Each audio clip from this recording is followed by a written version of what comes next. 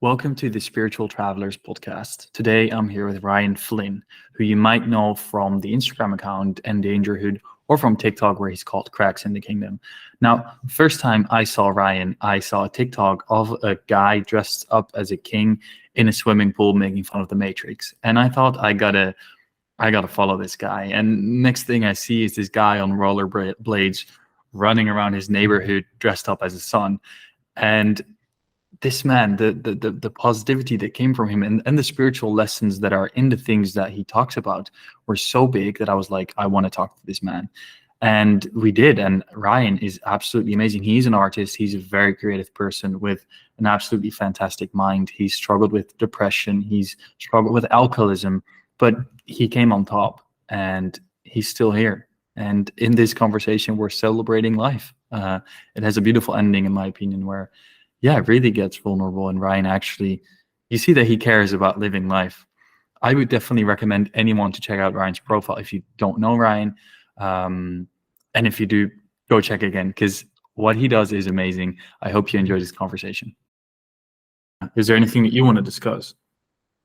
Well, today I've been thinking a lot about this idea of the Carl Jung archetypes, how for, in your life when you're a young person or when I was, you're always like, well, how am I ever going to make it? How am I ever going to do something with my life? Like, what is it? And me, I had this dream, right? This very kind of specific dream because I looked up to like Robin Williams, Jim Carrey, and like George Carlin and, John Malkovich. So like I wanted to be this actor comedian because people had told me in my life and encouraged in that path. And I just felt good. But in some ways, that dream, which has been a big issue in my life, that expectation that you have can crush your reality, that weight that you put on yourself that, oh, when I achieve this, I then will be happy.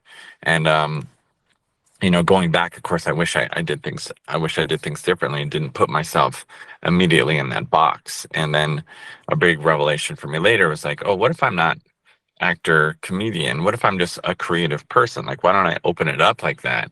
And when I did that, I started to look at these, it was a personality test actually that changed my course. This can be a little thing. This is what I wanted to get to. I took this test online and it said cheerleader. I am a cheerleader. And I was like, oh, that sounds so silly, right? But something about that word made me feel like, oh, what if instead of thinking all about myself, because I always wanted like the Ryan Flynn show, like the Tom Green show. I was like, I was on that path. That is what I wanted. And I tried so hard for that. But then you're like, oh, well, what if I make this about, cheering us all on and just that concept. And I open up this idea that, um, maybe I help other people. And in that way, by giving love, I'm living in love. And then I'm still kind of the concept of like, maybe you have a dream for yourself and maybe it's not exactly that, but there's a version of it, right? Right. Because even as time changes, like maybe there was a Robin Williams back then, but right now it's a different world. And so if you are locked into that role, that box, you're going to miss out on maybe what your true path was. And so I had been thinking a lot recently, like, oh, if I could go back, what would I have done?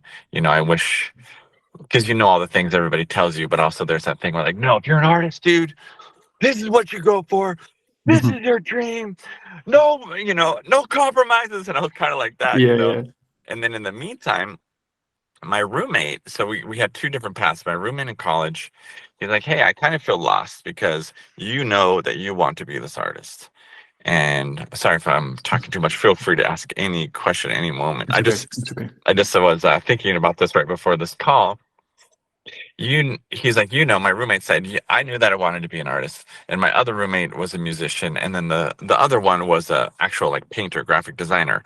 But my best friend, his name is Ryan Spencer. He's like, I don't have that drive. He's like, I don't know what I'm gonna do with my life. I know that I'm smart, and so I thought, well, maybe I'll be a doctor because there's money there. He's like, but I'm miserable doing pre-med. Like, what is this? What am I? And then he had kind of a mini breakdown after college. He's like, you guys are just drinking and smoking weed and playing video games. This is not the life that I want. And he dumped his girlfriend. He quit his job. And he's like, I'm going to the other side of the world. And I'm just going to figure out how to have the best life. How can I be the happiest? And he did that. He went to the Cook Islands and he started there. And now I'm stuck on my dream. I'm in LA and I'm like, no, I'm doing this. I'm not going anywhere. I'm not going to be happy until I achieve X. And in the meantime, he's like, well, I'm just going to explore everything. And then Yeah. he's sending me pictures. He's like in Fiji and he like built this mud hut that he lived in. And now he left with a little bit of money, but he started, he was in India and in Southeast Asia. And anyways, he's sending me these amazing stories over the years. He's gone for 7 years. And I visit him. I fly out to visit him sometimes. And he's having all these amazing experiences. And I'm still stuck in LA trying to get my dream. And sure, little good things are happening, like that dangling carrot that keeps you going. Like, oh, you'll get a tiny part. But then it was so much misery, trying to go for this. And he's like living his best life, Yeah. discovering himself. And I'm like, well, what is he really going to achieve? I mean, he's in my mind, I'm like, what's he doing after all these years? What's he going to end up doing? And he rode his bicycle from the top of South America to the bottom. And I went and I visited him and I was like, that is incredible. And he's telling me all these stories. And I almost like can't listen to his stories anymore because I'm like, your life is incredible, right? All these experiences that you're having. And I'm still in this like apartment I can barely afford and not achieving anything, just like feeling stuck. And then he's like, I'm at a point now after 7 years where I look and I see if I keep traveling, I'm going to end up being this like vagabond that just kind of never came back and floated around the world his whole life. He's like, I feel like I got to come back. And this is a big choice for him. He's like, and I think, and this was his idea, and I hope this encourages other people because he inspired me. He's like, I think I'm going to go to where all the money is. I'm going to go to Silicon Valley because I got this good energy. I've done all this work on myself. And I'm going to go to where all the money is. And I just feel like it's going to work out. So he goes there. Of course, he gets a job. He's got these great stories. He's like one of those people now that he's traveled the world. He's just got that glow. Like when a yoga person walks into the room, you feel it. You're like, whoa, what is with this person? And the guy's like, yeah, well, I'm a yogi. You're like, I love you. How did you achieve this? And so he has one of those vibes. And then he starts getting a job and he squirrels the money away and he retires in 10 years. And then he lives in Italy with a woman that he met and he has a kid and he's done. And he's just kind of like, I'm like, and I'm still at this point, still in LA, still haven't achieved my dream. And so then I'm like, okay, it's just because my dream blocked me. I put myself in this box and I need to let it go. And because if you just go, we went to the same college. We were roommates for like 6 years. Yeah. And so I was thinking about this just because the dream and the expectations that I put on myself in so many ways crushed me. And if I could go back, if there's someone listening, I was just trying to think like, well, what would I do? And I think it does help where he allowed himself to explore what he was, and where I was locked in. And maybe you are locked in if whoever's listening and you have this dream, but allow yourself to be like, well, maybe I'm another version of that, because once I had this mental breakdown, I had a kid, I was in 3 pilots, none of them went. I was so broke and I had, somehow bought a house. We like faked a wedding. We're like, oh, we're going to get married. So I'll get 10 grand. Your parents will give you 10 grand. Now we have a down payment. But that was it. And then there's no other money and there's a baby coming. And I had a full mental collapse and I didn't audition or perform for like 2 years. I went into this like ego death, anxiety, OCD spiral, and I'm 33 at this point, and I feel dead, and I'm even afraid to go outside at this point. And I'm like, how do I ever get out of this, right? And Spencer, my friend, he flew in and he visited me, and he really didn't know what to do or what to say or anything. He was just like, I don't know if you've been in a place like that, or people have been that broken where you just don't even know what to do except hope that they get out of it. So I did climb out of it. And once I started to, one way was honestly by telling my story. I went and I did this thing called The Moth, and I just shared everything that I've been through. And there's something about just being heard. Like, people don't even have to say anything, right? Just that you heard me makes me feel like, hey, I'm not insane. I'm still here. And I can come back, but maybe in this new way. And so of course, you can't see it in the moment when you're crushed like that. You don't know. You can't imagine that. Like, oh, I'm going to be back and I'll be performing. And now, not that I'm any kind of like huge success, but like I had little things where I'm like, oh, well, I'm going to start this Instagram. What can I do 1 hour a day that's creative, that fulfills this part of me, this drive that I have. But I was too afraid to go on stage really at this point anymore. And so Yeah. I started animating people's stories from around the world. And that started to build up my confidence again, because the universe started responding and saying, hey, thank you for sharing these stories. And I was getting these beautiful messages from around the world saying, hey, I'm in this part of the world, and it's so nice to know that somebody all the way on the other side of the world feels the same way that I do. Mm. And so I kind of went into this like mental health, because I was going through so much Yeah. section, and that really help that really helps me sometimes just to listen to other people, to what they went through. And even in AA, that's a big thing. Like, you Yeah. sit there and you listen to other people, you put yourself aside, and you can grow in that way. And I know I've rambled quite a bit here, but I love it. but now I am back to like, I've been posting videos like I'm performing again on TikTok, and I'm getting this good response, and it feels good. It feels like somehow I'm back on my path in this new way after I had Right. this death. This, because I think we have many deaths in our lives, and we have to be. Oh, even though it hurts, it really hurt. But I'm glad it happened, because I'm able to experience more joy. Mm. Yeah. I love So, that. I love what you were saying about, sort of the attachment that we often have to our dreams. And yeah, therefore we're like waiting for that thing to happen before we can get happy.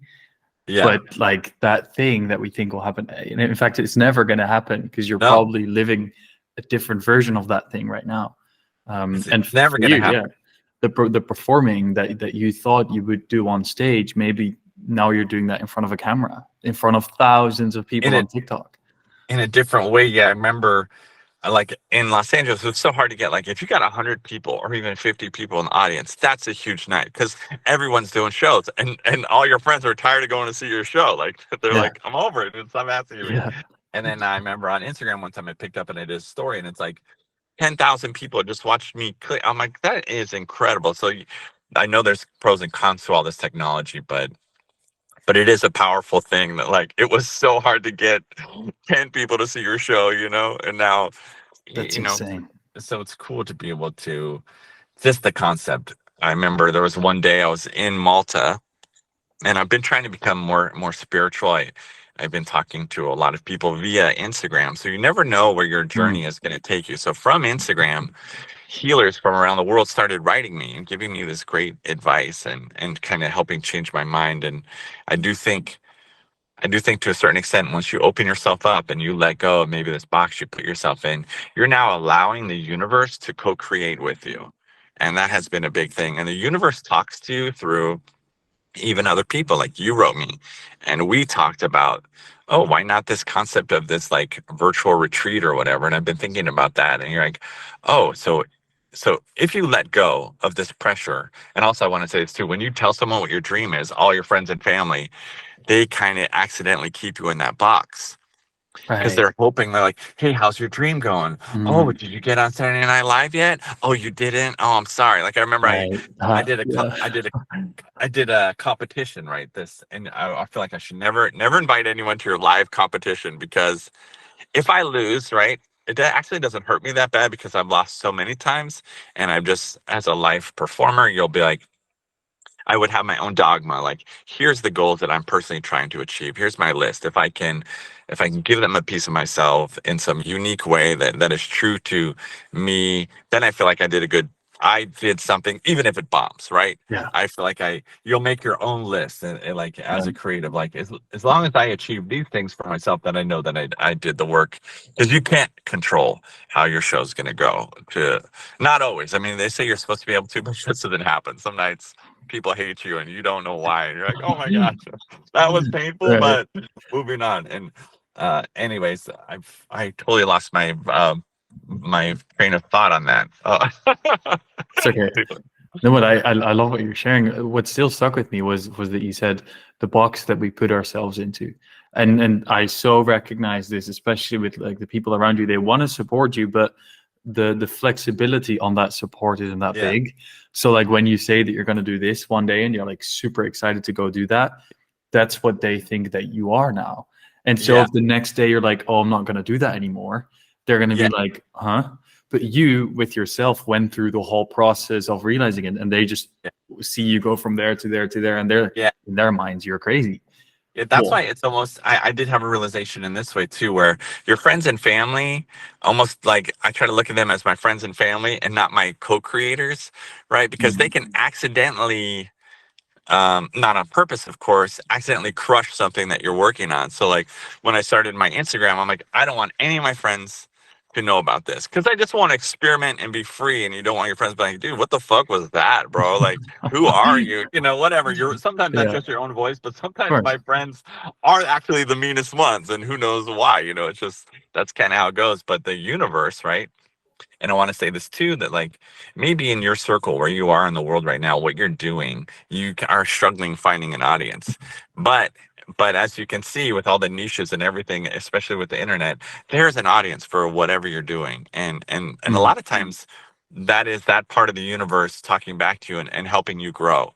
You know, I know that there's this theory with art that like, no, you stick true to your vision and you do whatever. But I like to look at it as like, hey, I'm here on this planet with all these other people, and this is the universe sharing this experience. So why not be open to these voices that I'm hearing? Because I definitely don't know, you know, I don't know what I'm doing. I had a mental breakdown. I ended up in rehab. This is the universe helping me. I should listen to some extent, not always, you know, not when it's just pure hate, you know, because Mm. who needs that? But Right. yeah. How much of yourself have you shared online, like this, like the negative things that you've been through? Do you share that too? Oh, okay. So I did share in some of my. So there's this thing called the Moth, which is true stories told live, and this really helped Yeah, me. You get on stage, and well, the weird part is that it's a competition, right? So I've seen it. Yeah. imagine, yeah, you're telling a story of like your best friend dying of cancer, and then they judge you. You're like, oh, that's so fucked up. You're like, I don't know. I give you like an 8.3, but that's how it is. It's the competition, I think, helps our brain structure it to stay through the whole thing because then there's a winner at the end. It's Yeah. just something that like something is programmed inside of us we can't get rid of, and they make fun of that part of it. But the main thing is that it is therapeutic to one share your story, right? Because it helps us organize this chaos, this madness that we're going through. If you can look back at it and you put it in the story form, that helps us kind of maybe heal and also maybe gain something from it. And I think there, you know, we are storytellers, you know, throughout time. I remember in theater class, if you go to a theater school, at least the one I went to, they almost start right away at my school. They broke you down so that we always did this thing. They're like, okay, we're a tribe. We're hunter gatherers Hmm. and we're sitting around the fire and we're starving, right? And there's been no food, but there's this skin of a buffalo, and you pick up the buffalo, right? And we're all dancing in this theater class. You pick up the buffalo, and you act like you're the buffalo, and then they act like they're hunting you. And from that theater performance, right, is this catharsis. This you almost feel full a little bit, and I think the same thing happens when we tell stories. That there is a healing, and Mm. um and the Moth, doing that helped me to tell my stories. I told funny ones, right? Most of them are funny. But then one day I went up there and I'm like, I'm going to tell my most painful story, right? I'm just going to cut my guts and let them drip out on the stage and be like, here's my worst pain, right? Yeah. And I thought like it did well, and I was lucky enough to win that night, and that felt good to be like, okay, I actually won something. Like I told my most painful thing, and I won, you know, whatever the night. But it actually hurt much worse afterwards. I thought it would feel better, but something Mm. about going back there just brought it all back and made me almost. I felt hungover for like a week. Uh, and this is something I will say too. One of my theater teachers told me, he's like, when you get off stage, it should hurt. It should hurt because then you know that you gave a piece of yourself to them, Right. and that's why it hurts because you took a piece of yourself out and you gave it to them. And I was like, okay, well, that really hurt. So maybe that's a good thing. I Yes. don't know. I was like, am I ever going to do that again? And then I did it kind of on TikTok. I told that similar story because someone had seen a video and they're like, oh man, but have you ever experienced pain? Like I'm watching you. Yeah. Sometimes you see people and your mind automatically will sometimes build a backstory or they'll create a caricature of you. It's Hmm. just, we Yeah. can't help it. Our brain just does it because, Yeah. we're in nature and we're judging everything for survival. And, we can't get rid of that programming, I don't think. And so I was like, no, of course, everyone has pain, so much pain that like, hey, if you don't have pain in your life right now, I am so happy for you. Tell me about it. And so I was like, hey, well, I'll tell my story, why not do the thing? Because it's one beautiful thing about TikTok is you'll have people just they're sitting in their car and they'll just tell you everything that's going fucked in their life, right? And there's no mask, there's nothing. There's Yeah. like stains on their shirt. They're like, I'm at this worst moment in my life, which is unique, I think, because that only started to happen, I feel like, in my generation, maybe with the moth and with movies. But people just didn't open up. They're like, hey, I have mental health problems. You didn't, let alone tell the whole world, right? But now, because we're going through this healing transition, I think it is really a beautiful thing that someone will just bear it all to the world. They'll click their phone and be like, I don't know what the fuck to do. I have nothing, and and and I think, like I said, we are in this transition where we're at the breaking point of like, hey, I will tell you my worst pain. Please, someone help me. That's kind of like Yeah. that. That's kind of what theater. That's kind of where it comes in. Um, that was the place where you heal. Art. The idea of it, I think, is that it's supposed to save humanity from itself. Is one of the quotes, and now it's almost like there's Mm. so much going on. You don't have time to go to the theater, so we just press the button in our car, and we're like, they're not thinking that it's theater, but it is. Hey, what Yeah. the fuck? I feel like I want to die, and it's a cry to the world, and that is a song, that is a painting, that is a sculpture. But right now, it looks like it's just a one of our fellow human beings bearing it all to the world, and it's really powerful to see Yeah. it, and we're seeing it every day, thousands, Yeah. so it's like we're all in therapy together in some version, Right. like it's a giant group therapy which we need, because I like yeah. that. I think that's interesting. And I do agree with the backstory, to be honest. Like when I look at your profile, when I first saw it before meeting you, obviously I had a certain thought about like who you were supposed to be. And like, on TikTok, you see a guy dressed as a son roller skating through his Yeah, neighborhood. But like there's actually a person behind that, and you're I, like, yeah. yeah, I could give like those quick highlights of it, like you're I was lucky and my parents loved me, right? So I feel like I was blessed with that. Like I had, and maybe this is why my dream thing kind of like affected me, because I was one of those kids where my parents were like, baby, you are so good at everything. Even though Mm, like I'm on the sidelines at soccer and no, they're not putting me in the game. They made up a position for me because I was so like, they called me the Grover because I just ran around. I didn't understand what was going on, but my parents were like, you're the best. And so I grew up with this insane confidence that I was the best. And there's something powerful about that, even if it's delusional, even if it's not true, because I don't think I really experienced much self-doubt until I had a head injury from sports, which was a hard part in my life, mainly on my family, and that's probably my main story that I told on the Moth, is mhm. how, yes, I had this head injury. Yes, it was hard for me, but it was much harder for my mom, because if you're a parent out there, when something happens to your kid, it happens to you much worse. And I got better. And as I got better, my mom's health declined, her mental health, her physical health. Yeah. And when the mom falls apart, the whole family kind of falls apart. So, and then that's when I kind of got into alcoholism. I started drinking, and you didn't know at that point. You're like, oh, I feel better when I do this. And Yeah. then much later, you're like, oh, I can't stop doing this. I'm a complete mess. Like here I went to UCLA to become this dream. I thought I was going to be, the next Robin Williams or something, but really I'm like drunk, naked in some bushes, and I can't afford rent. So it's like, then it didn't work out, and Mm, and then so I was lucky. My dad nobody puts themselves to rehab on purpose. I think, it's a rare person that walks into rehab and is like, hey, I think I got issues, can you help me? So Yeah. luckily my dad was like, you're going. Yeah.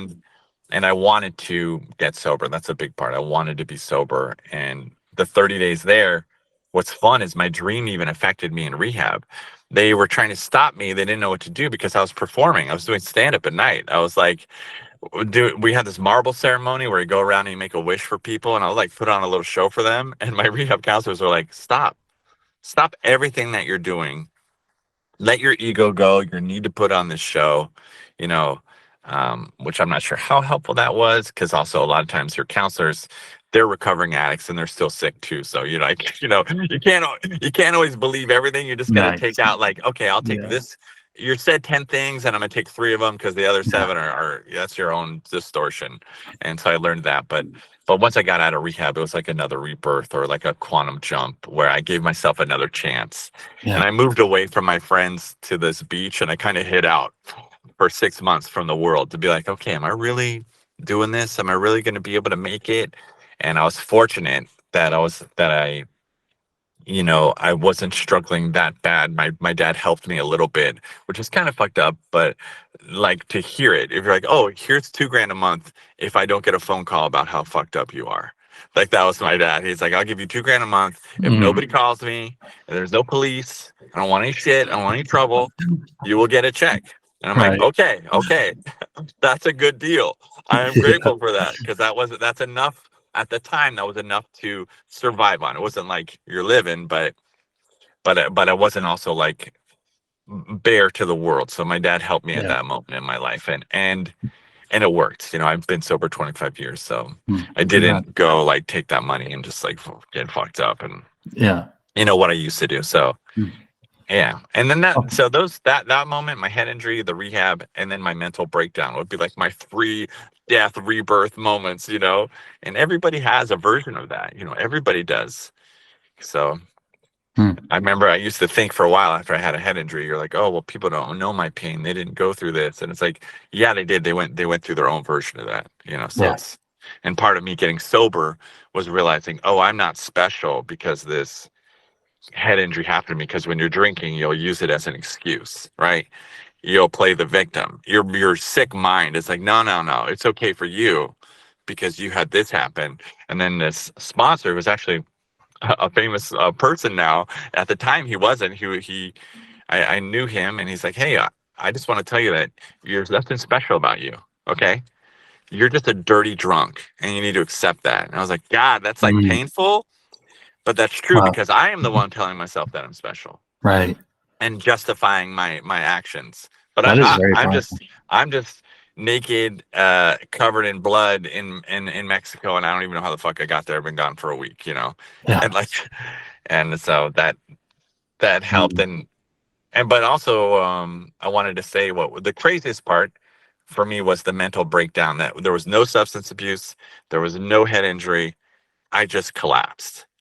And then you're like, okay, well, what the fuck now? How's this happening now after I've had all this? And it took years to get through. So but now I can, like, at the time, like, I had OCD and I'm counting in a bedroom, afraid of my eyeballs. And I wouldn't imagine that I'd be on roller skates as the sun, being like, "Hey, dude, I just need to raise the vibration." You're like, I don't know. I mean, I don't know if I'm probably still sick in some ways, but at Aren't we least all? I'm moving, and I feel alive. And that is one thing that I do tell myself, because when I stopped creating, sorry, I talk a lot, but when I stopped creating and I had that breakdown, all that energy, all that creative energy in your mind will then turn on you.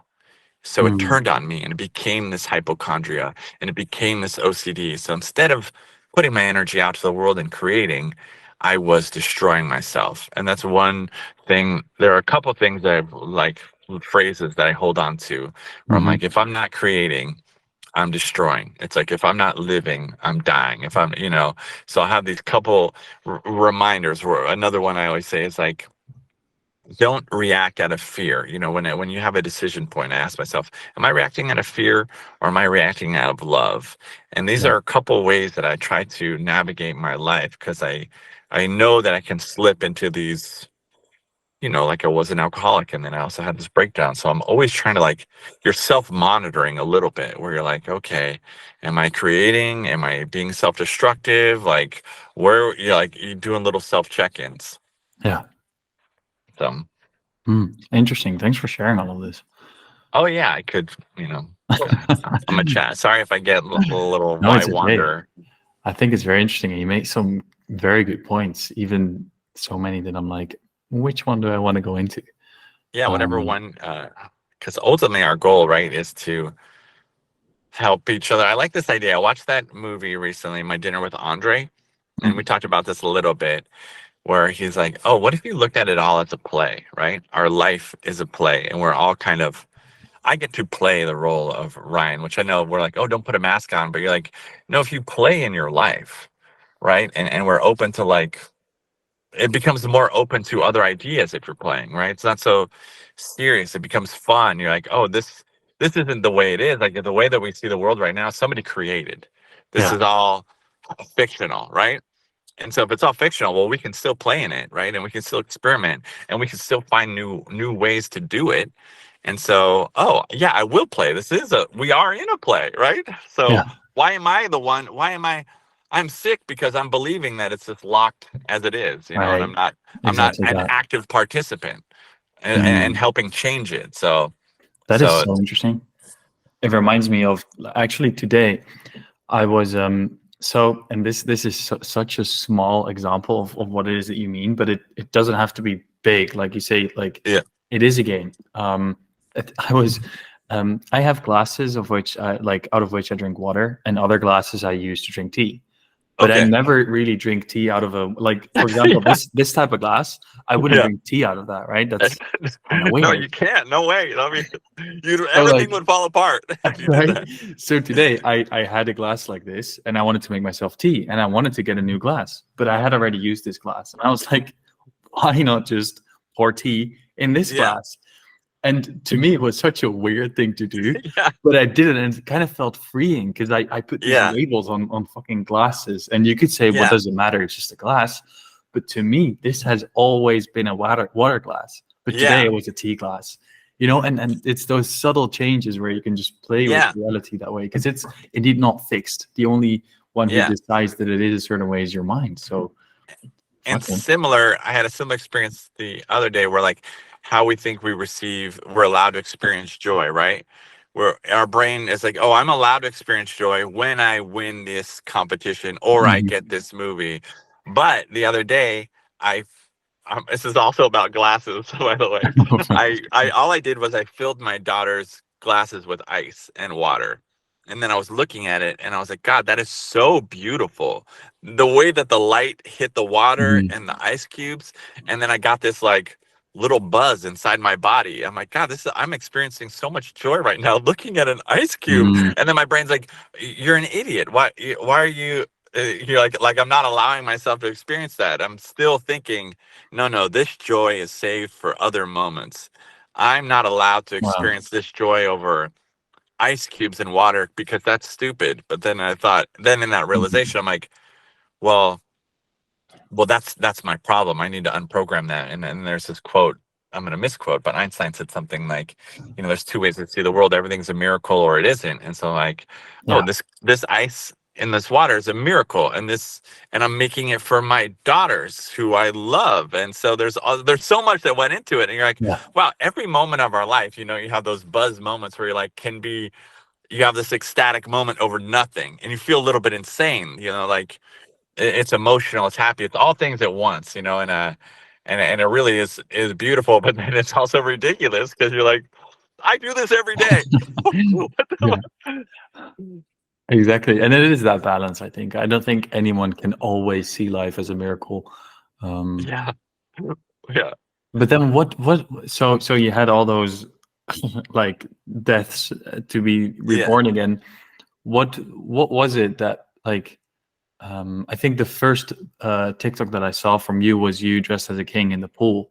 Okay. What, like, how did you get onto doing that? What was that switch that you're like, right, I'm just fuck it. I, I was like, okay, I had gone on. Instagram for a while, and I was doing the animations, and people were encouraging me to TikTok, and I was nervous about it because you're like, oh man, I already built this Instagram. You're part of you is lazy. You're like, I don't want to do this again, right? And I don't know that land, and I'm kind of scared of it, you know. And then I'm like, well, I'll just experiment. So I tried some animations. They didn't work. And then I found my King's hat when we were moving. I had all these costumes back from when I was a performer. Yeah. And I just love to always play characters. And so I put on the King's hat, and I had played this character a few times, but then I just was like, oh, let me do this. Let me just do this king, you know? And that one exploded. That king in the pool Yeah. was just like, and it felt good in a way to be like, oh, because I had spent so much of my life, right, doing theater and auditioning and doing live shows. And then you're like, it's just weird to think, oh, I put on this hat that I found in a box, and then I jump in a pool and I pretend I'm a king. And then the universe is like, yes. You're like, oh, hey, okay. So everything's changed. Everything's different. I have to allow my mind to know that, like, maybe the TV shows, the movies, who knows where that's going, but definitely the energy is here right now in this Yeah. immediate. And I can see my daughters too, right? They're not talking about movies. They're not talking about TV shows. They're watching YouTube. They're watching TikTok.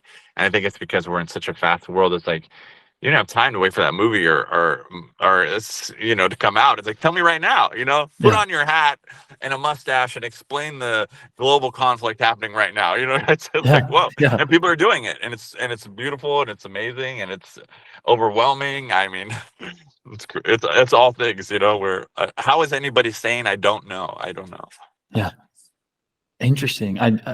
I love it. But and where did you? Because another one of yours that I really love is the one where you're like, 46 years ago I won the lottery. Yeah. I thought that was like to be thinking about things like that. I was like, this man has like either super deep thoughts or a certain level of consciousness where he Yeah. like realizes this. How did you get to that point? Well, I do love to think, right? I know it's a weird thing, but I do love to sit and think a lot about things. And I'm lucky too because I have a job where, you know, if you live in Los Angeles, almost half the jobs are film and TV. So I ended up being a sound mixer recorder for different kinds of TV shows, and I get to travel the world. I'm in this like certain circle where the shows go Mhm. around the world. And I'm like, wow, and it's been so long that I've been doing that. You're like, God, it's so weird that I wanted to do this, you know, acting or comedy career performer. And here I am, like 20 years in, traveling the world, listening to people. And I'm like, is there some unknown force out there? It's like, no, sit down and listen. And then I have these days off where I get to wander Korea. I get to wander Vietnam by myself. When you get to do that in your life, it's rare. It's like after college, and then maybe you have a family, but you can't really go. You all go together. But here I get this chance where I get to go to these other countries, and I get these days off where I just get to, and it's almost like a clean slate when you travel. You're like, nobody knows Yeah. me. I have no Yeah. attachment to anything. So I get to kind of see who I am by meeting these other people. And I was in Malta when I recorded that one, and I was trying to make trying to make a more spiritual like practice sometimes of my performances. So I was like, I'm going to find a special place to do this video. I don't know what this video is. I just grab my phone and my tripod, and I'm like, I'm going to go walk around Valletta. It's this beautiful town, Mhm. incredible. I don't know if it, like a part of me growing up in the United States when I went to Malta, I was like, I can't believe this. Like Europeans, they hop on a cheap flight and they're here in Malta, because you see all these like 17-year-olds and 8-year-olds just Yeah. partying. Yeah. You're like, this is ridiculous that this is your life. We've missed out. So Yeah. yeah, I felt that a little bit, but at least I'm there. You know, I'm there now that I'm older, and I found this little cliff that was all alone on this Valletta. And you know, in the United States, I don't think you'd be allowed to just like go set up shop on someone's cliff and do a video. You know, Mhm. you're like, you get somehow here there's become so many rules at least where you're like, oh, there's going to be a fine for that, or someone's going to call. And Yeah. but then Probably. in Malta, they're like, no, all good. Even the Coast Guard came by and they waved to me when I was up there, because I went up there and I'm like, I'm just going to dance for a little while. And I put on my music and I'm just dancing on the side of this cliff and I'm just feeling it. And I had this other script that I wanted to do, but then I hit record and I said the lottery one, right? And so that was something maybe in the back of my mind for a while, but it came out in that moment. because I actually Mm. wanted to do the other video that didn't get as much attention that I did after that, the second one, because I was like, oh, that Too one much has too many mind. words. I was like, let me just do this quick idea I have.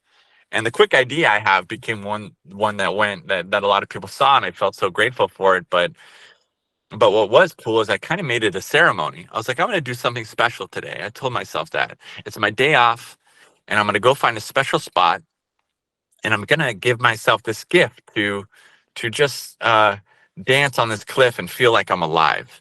And then my brain was like, of course I had my phone. I knew I was going to try to make a video. I didn't really know quite what. And then it came out, and then people shared it, and you're like, wow, that felt great, because it Yeah. was like 30 minutes later, I look on my phone and it's just exploding. And you're like, that, I know what, is it okay for me to say that feels good to have shared an idea that I had, and to hear people receive it and be like, yes, I feel the same. And you're like, oh, thank you. So then in a way, it's like we were all on that cliff in Malta having Right. this moment. And like I said, so much of our life, I work so hard, struggling, and then you get this day off and you're in this special place to do this moment. So it's almost like in movies, there's so much of the movies is set up to this climax or this core piece of it. And so I feel lucky in my life that I get to have these moments, right, where it all feels like it was worth it. And I guess that's how it felt when people write you back. I know you're supposed to do things without needing validation or wanting validation, but it does feel good. You don't feel crazy. It does Yeah, help to be exactly. like, okay, it's not like there's money or anything. It's just people being Yeah. like, thank you. And you're like, wow. Because then you Yeah. feel, I guess what I'm saying is you feel like you're more on your path and you're not lost anymore. Right. Right. Because it's so much of your life, I feel disconnected, and you're like, what the fuck am I even doing? Where did I go? Like, why am I such a mess? And then sometimes when you do things like that and the universe responds, you're like, oh, maybe I'm back. Maybe this is it. Maybe at least because I try to listen now. I try to listen to the world, because I'm like, I obviously don't know what to do, because I'll just get drunk and kill myself. Nice. Hmm. Do you still feel like that sometimes? Oh, the drinking. Okay, so sometimes there'll be a little voice in my head. It's gone away recently. There'll be a little voice in my head, and I did turn it, that says, kill yourself. Mm. Just kill yourself. And I'm like, God, okay. Okay. And what I do now is I don't ignore it. I say, hello.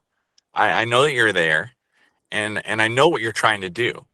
There's something inside of me that wants to destroy me, right? It's so weird to think that Mm. I can't trust my mind, right? But luckily, overcoming alcohol, you realize, oh, I can't listen to my mind, right? So I have to learn how do I talk to this thing. And so in some ways, I'm like, I actually used it, and I tried to write a screenplay about this, where when I get this thought that I want to kill myself, I'll think, okay, well, let's just imagine that I do, right? And then and then I think, oh, well, I'll kill myself in a week, right? I'll say, Yeah, okay, screenplay boys, about this. I'll kill myself in a week. Next week, I'm going to kill myself. So this week, I'm gonna fucking live, and I'm gonna really live. And then it's a paradox, right? So it almost makes you high. And so it was a way that I started to like get through my weeks, which sounds sick, right? Where I'm like, oh, I'm not gonna kill myself today, but maybe tomorrow. But you know what I'm gonna do today? So it's Right. it's a weird. I don't know if that's a good advice for anybody. I did I don't mentioned know. that before, that there was a tool that I used, because there is something about the idea of suicide where you're like, hey, I'm in control here, right? Yeah. Like you don't run me. Okay, I have this eject button, and I could fucking push this, right? Now I'm not going to, but something about having that power makes you feel like I at least I have some control. Like there's so much chaos, but there is one thing that I can do. And then you're like, you know what? I'm not going to do that yet, because why rush it? I'm going to die anyways. Mm. What's the rush? Yeah. Why not? Why not? Why not go back out there and see what I can do, see how much I can experience, and see it as a gift, right? Yeah. I tell myself that too. This is a gift. I'm so lucky to be here, right? So much of our life is going to be watching our loved ones die. Like, why not appreciate it while it's here? Why? And I start to think, maybe that's how I got to that video where it's, you know, did we create this world so that we could experience it and feel all these things, right? Because what are we? We're in this feeling suit. We're in this three-dimensional world that we can feel. Yeah. So yeah, things hurt, but maybe we came here to feel those things. Mm. And so process it. And I started to look at my life like, I want the roller coaster. I don't want just that sweet life where everything goes cush. It's like, give me it all. If I'm an artist, I want it all. I want to feel it all. I want to process it all. My dream is to create something amazing. So if I gotta die, if I gotta burn, to come back to make this thing, yeah, yeah. So like trying to embrace it, uh, I guess is my current concept, but always I'm trying to. We're always evolving, like sometimes like, oh, here's what I do, here's Mm. how I think, and then in a Yeah, month you're like, no, I had a software upgrade inside my right, mind, and now I think this way. So right. Yeah, I so love I those. But yeah it's such an interesting way of dealing with that. I mean, in a way, it saved your life. So I'm not sure if it's good advice, but it saved your yeah, life. and Uh, probably if you're thinking it, someone else thought it, right? right, So exactly. if that happened to me, there's another person out there that's like, you know what? Instead of instead of actually killing yourself, maybe look at it as a metaphor of like maybe you're or a tool, like your brain's telling you something. And then I did write this screenplay where this couple where they meet and they're in a mental health facility. As I try to transfer all this into like, I'm like, maybe I'm getting a message. Maybe there's something I'm supposed to do with this. Maybe this is a cosmic transmission and I'm supposed to write something about this. Because if I'm thinking it and I'm feeling it, somebody else is. And so I thought of this couple and they meet and they think, hey, what if we kill ourselves in a year at like the height? Like, what's the best way to go out? You fall There's in love and this at the height of there's this movie out there that, and I can't remember the title. I don't remember when I saw it, but it's about this. I'm sorry if I spoil it for everyone, anyone, but like there's this movie out there where this woman is what is she? I think she was suicidal or something like that. okay. And then they put her in like a place for that, and then they tell her that she is now sick and she's going to die within 2 weeks. Okay. So basically, her thoughts are like, well, I could kill myself or I just sit my time out. It's 2 weeks Yeah. because she's in the hospital now, so she can't kill herself. Like she wants to, she Yeah. wants to end it early, but she can't. And then she has to live 2 more weeks. And then she spends all of that time in the hospital. But then, slowly she's like, all right, I'll die in 2 weeks. I have 1 more week. What would I do? Yeah. And then slowly she's starting to like enjoy that full Yeah. week up to the point where she doesn't want to die anymore. And she's so sad about the fact that she now has this illness, like she doesn't want to kill herself anymore. Yeah. And then at the end, she so doesn't want to die or anything that she escapes the hospital. She goes off, and then she ends up living because the whole treatment was made up. She wasn't gonna die. Yeah. It was like the doctors were just treating her. That was the treatment. And I was like, that is crazy. And that really reminds me of what you just said right there. And I'm sorry because I don't know the that's title of the basically movie. my idea. Somebody already made my idea. Oh shit. Screenplays are so hard anyways. Like I stopped on it like maybe 100 times. That in itself, you have to realize when you're creating something, sometimes the art starts to work on you. And like, I'm like, why am I stuck? Why do I keep getting stuck to this spot? Am I afraid of success? Am I blocking myself? Why can I not finish this screenplay? And, of course I wrote like a bad version of it. You're like, no one can read this. I am ashamed of myself. Something happens when you read, you're like, God, this in your mind, the fantasy version of it is great, right? When it stays the fantasy, but then when it becomes a reality on paper, you're like, I am not that good yet. Right. Ouch. Ow. Right. No, what I love about that is you said someone stole my idea, but in a way, it's just another version of you who did it. Yeah. Already. So yay, it's out there. Yeah. Well, if I remember the title, I'm sharing it with you. But, that's what Rick Rubin says. I don't know if you read that book. He's like, when you get a cosmic transmission for an idea, he's like, you kind of have a moment for you to work on that. Like it came to you, it was a gift to you. But if you don't do it, someone else will. Yeah. Exactly. It's going to go out there, and then you see it, and you're like, oh, like my idea. That's just the same core message, but a different version, of it. So it's weird to think of the world like that because we like to think that there are ideas, but maybe they're not. Maybe they're just there's this ether out there, or there's this whole other team of we don't know, right, sending us things. Because didn't Yeah. Nikolai Tesla say that he saw the electric coil in his mind? It's almost like it was a vision that he received. I don't know. I I don't could know. be. I'm sure somebody hearing this knows, and they're like, "He's totally wrong." He's, Who's this guy? yeah. I'm an idiot. Well, I'm saying, yeah, I am. But No, I somehow was looking through for the other quote, but I can't find it anymore because I thought it was really good. The one where it was like, the miracle. no, with the idea, that if Oh you yeah. have any idea, just know that it came to Oh you. yeah. Oh yeah, it's right here. If you have an idea you're excited about and you don't bring it to life, it's not uncommon for the ideas to find its voice through another maker. This Yeah. isn't because the other artist stole your idea, but because the idea's time has come.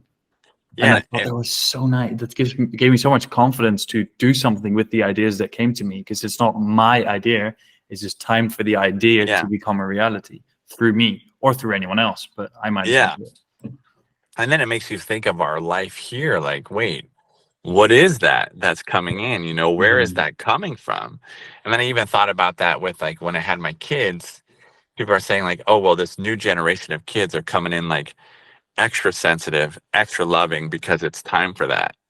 And you're like, wow, that's crazy to think that, you know, you can look at the world in many ways that maybe that isn't the truth, but then you're like, oh, in that way, it's almost like we're in this project and there's someone from the outside shaping it by putting in these new players.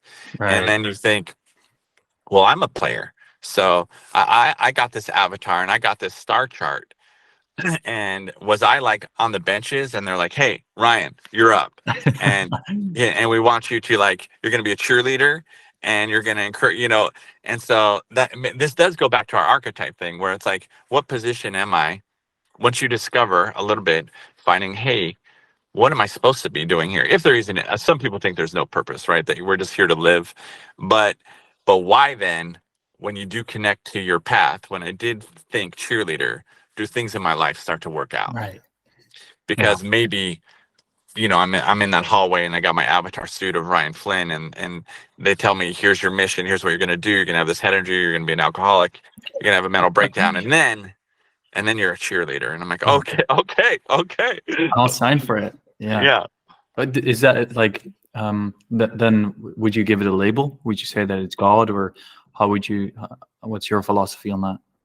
And a lot, I think that it's us, right? I think that it's us, different versions of us on the other side as well. Like I remember I worked for this virtual reality company, right? Mm. And they brought me in as a performer because it was like this puppet show kind of thing where you got to pick all these different worlds that they designed. And you could be almost any character that you wanted. You could Yeah. even describe a character to the designers and they would make it. And then you get to hop in this. So from this world that we live in, this 3D world, I could hop into these characters and really put on a play. And then in a way, your brain has a meltdown, right? You're like, oh my God, this is the, if we created it in this world, then we did it before, right? That whole thing. Like if we're doing it right now and I'm playing all these parts in all these different worlds, and then of course you think, well, then what was the point of playing this? What was the point of this game that we made? It was a game. It, and then you're like, oh, so this is a game.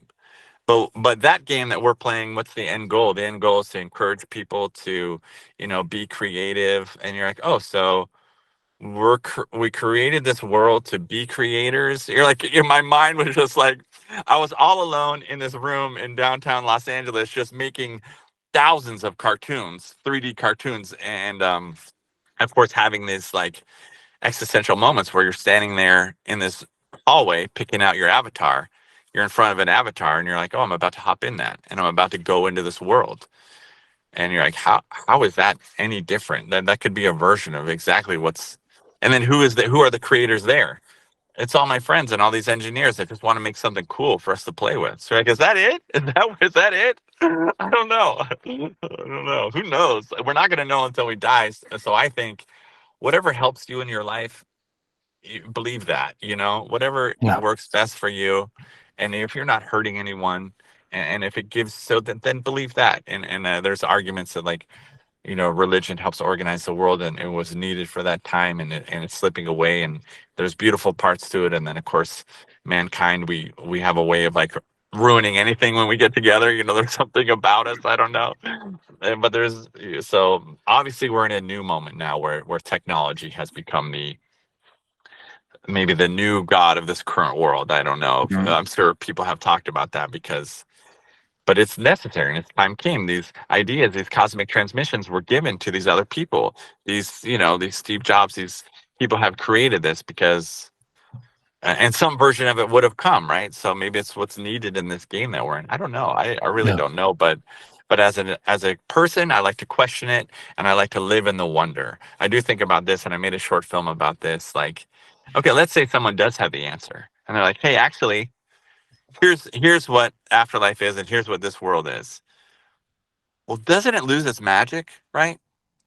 Wouldn't you rather live in the wonder? Isn't it more Yeah. fun? Like, when you date someone, when you first meet them, they're so exciting and there's this mystery and you're like, God, I want to tell them about me and I want to find out about her. But then sometimes when you find out everything about that person, you're like, I'm kind of done here, I Mm. feel like it's kind of, this onion has all the layers have been peeled back, and Right. I'm ready for a new onion. So I don't want that to happen with my life. I want to live in the wonder, even if it's painful.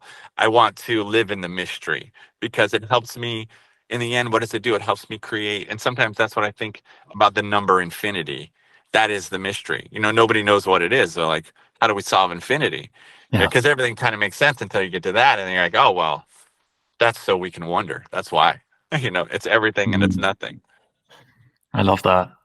And that does indeed give a deeper sense of purpose in a way, or however you want to call it. But Yeah. yeah, it's exactly with the example of meeting someone. But with everything, like, would you indeed still live your life if you already knew that it was like the way that it was going to work out? If you knew all the choices that you would Yeah. have and what choices that you were going to make, and like, it's not fun Oh yeah. anymore. So Yeah. like, all you can do is just live in the wonder in the end, but live like Yeah. live. I think maybe we know, because when you look at your star chart, right? I don't know if yours lines up with you, but I've had some people read my star chart and you're like, fuck, that is exactly me. Mm. That is so messed up. That because of the way the planets and the stars, I'm like, is it like some crazy cube? And when this like little space opens, then Right. that means, and in that way, you're like, oh, this was all designed. And so maybe my choices weren't laid out, but I did know going into this that I'm going to have this star chart, which is going to be the certain type of personality, and maybe I'm going to pop up in this part of the world at this time. I Mm. think maybe we only know that, and maybe they'll be like, some people say everything, and maybe like, okay, in this phase of it, you're going to have to work on this. I don't know. I'm not totally sure, but I do like to think about it, and I do like to play around with all Yeah. versions of those concepts. Yeah. I love And that. every once in a while, as you wrestle with these ideas in your mind, you'll get like a vision or a what feels like an answer, and that feels really good. Uh, you know, whether it's true or not, who knows? But sometimes it feels good to think like, oh, I won the lottery. Like, imagine there's billions of souls outside of planet Earth, and they all want to be here, Yeah. and they're playing this game, and maybe you're there for 1,000 years playing this game, and then finally your number comes up, and you're like, oh, I get to go. Yeah. I get to go to the big show. Yeah. And all your friends are excited, and then you get your star chart. You're like, dude, I'm gonna be this. Oh, I can't wait. And so maybe Yeah, that's man. wrong, but yes, when I think about it, it makes me excited about my life. Yeah, exactly. And that is what it is. I don't care if it's true or not. I love the Yeah, idea of it. And I mean, that's basically how I've been living most of my life, just not really asking like, is it true or not, but is it yeah, in a way beneficial for me to believe that it yeah, is or not? yeah, Um, I remember when I was around age 12 to 16, I used to believe in angels. I yeah, can't prove it to anyone. I can't prove it, but I remember when I did believe in it, it made me feel good. So I was yeah, like, who is anyone to tell me that it's not true? Or who am I to yeah, myself to be like, you can't believe in that, you can't feel good about that because it's not true. Like, yeah. why would I do that to myself? So I It's. love the lottery example. I would say I have thank you for the angels, but you made me think of an idea so I have two daughters, right? Hmm. And I haven't put any kind of religion into our family or raising them. We moved from Los Angeles to North Carolina, where most people, everyone goes to church, right? Hmm. So they asked me, they're like, hey, Dad, what do we believe in? What is Jesus? What is this? And so for a second, I took him to this universalist church where you can learn about each religion just so they know if they don't want to go anymore. But anyways, my daughter was like, so I'm like, well, religion helps people, because it kind of provides, a story and hope and, maybe it's true, maybe it isn't. And she was like, oh, so all these people can look to their God or Jesus, when they're hurting, but you just let us hang out here to dry. Like we got nothing. I was like, well, I don't want to tell you. I want to let you know that like I've just been trying to figure it out in my life. They're like, yeah, but we get nothing. All these other kids get Jesus, and you gave us nothing. I was like, what kind of? Yeah, I mean, I'm like, you're welcome to believe in Jesus. I do think he's a really loving, awesome person and a great example of everything that we could be. And they just like to give me a hard time. That's So, kind of but in funny. those moments, you're like, when you have a kid, should you give them a story? I did tell them at one time that my daughter was really leaning into me on this when she was young. She saw a picture of me and my wife before she was born. And she's like, where am I in this photo? She's like, I know I'm not in your belly, but where am I? And where were you? And I was like, okay. And I was like, I think when I look at you and when you came into this world, how much I felt love, right? And how loving you were and how you wanted to play and how excited you were about the water. So I think that you came from love. It's an abstract concept. And I think that you return to love. And so that for a little while, she's like, okay, I see where you're going with this. It's Wow. not like a direct answer, but your kids Yeah, do ask you these questions when you yeah, have that's them. a pretty cool question. And then she was like, Yeah, "What is love?" my eldest daughter was really intense about this stuff. She's in Aries and she wants to know. She wants the hard facts. And so Mm. I don't know. So I've been questioning as a parent, because other parents are like, you really need to at least, tell them this or this thing. And I'm like, hey, my parents were so scarred by religion. They're like, we're gonna leave it up to you. So Yeah. like you can believe there's all these versions of how to exist here, and we just think you should kind of decide on your own what you feel works for you because we can tell you our version messed us up. We are living in trauma from the version pushed on us. We didn't do well. Yeah, well, and that is what it is. Basically, parents are also people who are still trying to figure it out.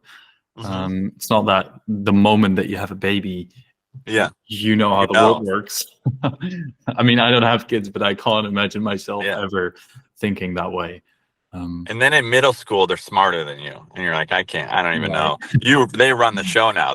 You're like, I'm trying to keep up with you. Like, I can't even get in an argument with my daughter. With the cell phone. Like as a parent, you have to do discipline, that's the hard part because you always want to be the fun, but there has to be some discipline. And when you go in to have these conversations, right, they're ready, and she destroys me. She looks at me. She's like, Dad, don't make me do this to you. Just turn around. And I'm like, oh God. So I have to do a dress rehearsal. I have to practice my arguments, with her because Mm, she destroys me. And I just always leave. I'm like, oh God. that Like is fun. yeah. So I'm at that point where they basically, yeah. I love that. I have about two more questions before I want Okay. to run it off. First, it just came to me. What is you have your Instagram name is Endangerhood, and then on Yeah. Yeah. TikTok it's Cracks in the Kingdom. Yeah. Where does that come from? Well, I just was first. It was Endangerhood. Like that was Endangerhood. My initial idea. So as I told you, I had this like mental breakdown, and then I was trying to come back, and I did this Venn diagram. Hmm. I was reading all these self-help books for artists, right? When you're down, you're broken, you're doing the thing where you're like, sometimes you laugh. I'm not reading a self-help book, and then I'm like 100 books in. Like, how do I get out of this fucking mess that I'm in? And it's like, okay, the three circles of like, what am I good at? What do I want to do, and what does the world need? Yeah. And somehow in that I was like, oh, okay, well, I'm good at, I can make my own videos, right? I want to be like a comic, and the world needs the help, the animals, right? I was thinking like the world is sick. We've hurt animals so much. And then I came up in the middle of this idea of like, what about me with my family making funny videos to like raise awareness for endangered animals or animals that are hurting. And so that was Endangerhood. Like this, I was like, oh, Fun. Endangerhood. And so I started it with my kids, making videos. I have a couple of videos early on of us doing things together. Like we dressed up like Target employees, and I made these t-shirts for the Vaquitas. It's this porpoise where there's like, I don't know, 7 left. And I'm like, what if you had those shirts in Target? And imagine the shirt, and the shirt said, hey, you can just take this on the tag. It's free. But please keep in mind that there's so few porpoises, like, I don't know, 20 left. And what can you do in your life? Maybe even just awareness of it. Like, what if there was a shirt? And so we put those there, and with my daughters, but I made it fun. We're like, they had mustaches on, like they were Target employees, and they're putting it on the shelf. And so I was like, oh, that felt good. You know, I'm with my kids, and it was, Yeah. and then we did something for orangutans. But then after a while, of course, your kids are like, Dad, you got to pay us if we're going to be in this video. Like, my kids are smart. They're like, we're working actors. This is child labor. Like, we could Yeah. report you. And I'm like, okay.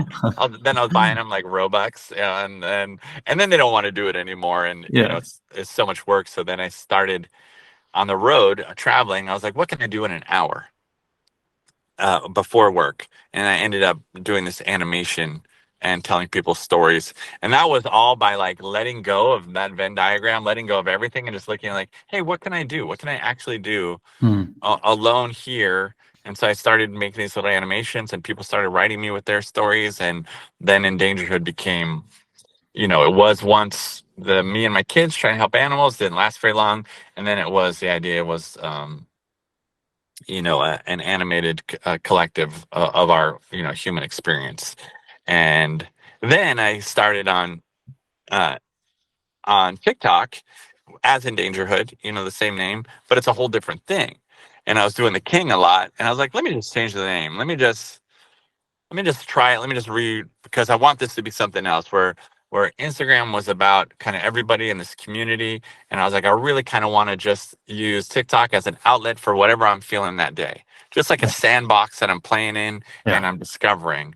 And so, and I was performing as the king a lot in the beginning. And so I made it, you know, Cracks in the Kingdom, just, you know, and just so it's something different, even to help my brain separate it, you know, like, oh, that's that. And then you know, like you have your tea glass and you got your water glass.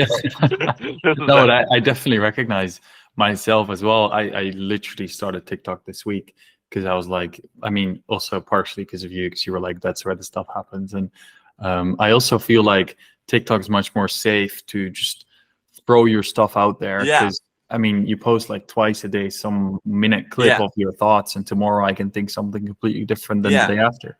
Though I feel like on Instagram, you know, I can't just do that because I have like an audience and I'm going to be judged and blah, blah, blah. And TikTok, in a way, like you maybe, you know, 100 people will see it one time, and then all of a sudden they'll open up the floodgates on one of them. And you'll be like, whoa, okay. But then I just try to keep that same spirit of play, you know, like remind yourself that, like, because sometimes I'll do a video, like even on Instagram, where I'm like, okay, I'm going to do, because here I work in TV production and film production. So like, let me make something nice. Let me make it look nice. Let me have the script. Let me have the good sound. And then no one watches it, right? No, they don't watch that one. They watch the one where you're like, have a bagel falling out of your mouth and you're like, whatever, this is just some dumb shit. And then that one, you're like, oh, you watched that one. I see. Yeah. So I want to be careful in my mind to not try to be that perfectionist or anything like that. So just have that spirit of play, because, and which is fun, you know, because you don't know what's going to do well or not. Yeah, exactly. I tend to, or I live by this rule now where when it comes to the play, I almost do everything that I do. And I'm not sure if I told you before, but everything that I do for myself. Like this TikTok thing, I created it for myself. Yeah. This Instagram thing, I did it for myself. The podcast is actually all for me. Now, if other people are going to listen to it, you're more than welcome to. Yeah. But I'm out here doing things that excite me. I'm out here doing things that scare me. I'm growing in this. So if even if no one would watch it, I'm still fucking happy because I did it. And I feel like that has become pretty. I just know I would get demotivated if I was doing it for other people and no one. Because you're pushing yourself to grow. This is your life, right? And we all want to feel like we reached our ultimate potential at some point, right? Like, I'm scared that I'm going to die and feel like I never made something amazing, but worse, that I didn't try. And you reminded me of that quote from David Bowie where he's like, as an artist, what you want to do It's like, when you go out in the ocean and you're floating just above where your feet can kind of touch the sand, but you're like kind of in that dangerous zone. And you reminded me of that by saying, hey, you push yourself out to do TikTok. You're pushing yourself. You're challenging yourself to grow and Yeah, evolve exactly. and see what we're, we're here, right? We won the lottery to be here. So let's do it. Let's do it. Let's see what we got. And there is so much fear, and there is so many things telling us no. And that's why I always think don't listen to fear, because when I was at my ultimate fear point, what was I? I was in a room with goggles on, counting, afraid of my own eyeballs. Like, that's what happens. You're like, now, like, what kind of life is Wow. that? Imagine all our thousands of friends on the other side of this being like, what the fuck, dude, get up. Crazy that you've experienced that. That's how powerful our mind is. Like, it can create things, and it can destroy things, and it can destroy you. And it can lock me, in a place where I was like, I didn't have any mirrors because I was afraid to look at myself for years. And here I was performing all the time. You're like, how did that happen? Yeah. What was that? So, but the main thing is we can rewire our brain. If someone listening is at that point, just know your brain can rewire itself. It has plasticity, which I know from my head injury too. I learned all about this.